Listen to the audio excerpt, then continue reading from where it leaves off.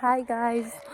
welcome to my new vlog and I hope कि तपाईहरु सबैजना सन्चै हुनुहुन्छ होला अनि म पनि सन्चै छु भन्नुपर्छ अनि अहिले चाहिँ म तल खेतमा आलु खन्न जाँदैछु भाडा बोकेर बोल बोकेर हिँडेको घाम लागेको छ मज्जाले अनि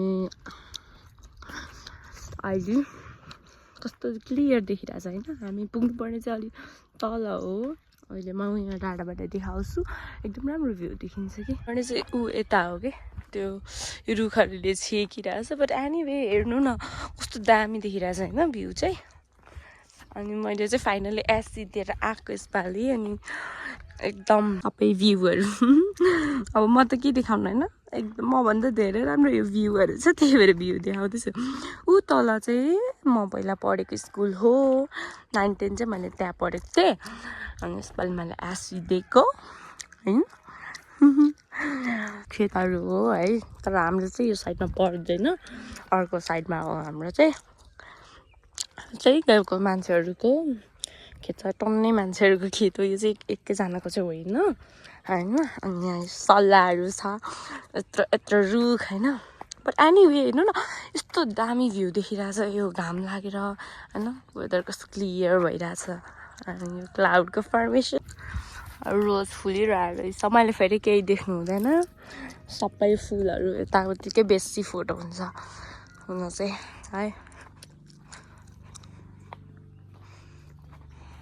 अलि खेतमा आइपुगिसक्यौँ अनि यहाँ यो चाहिँ गाउँ हो अनि यो भित्रभित्र केराउहरू पनि रहेछ क्या केराउ सुकेर कस्तो भइसक्यो केराउ त अनि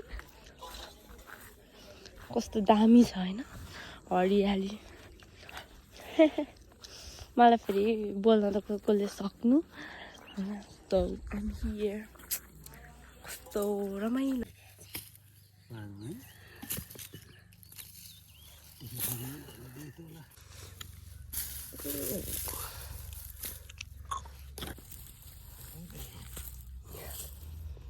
यत्रो फलेछ यहाँ आलु अहिले चाहिँ हामी लगभग अन्तिम क्षणमा छौँ यहाँ लास्टमा चाहिँ ठुल्ठुलो आलु देखेर मैले फेरि भिडियो खिचिहालेको झन्डै मिस भएको भनेर कि ल अब चाहिँ लगभग सिद्धिसक्यो है यति छ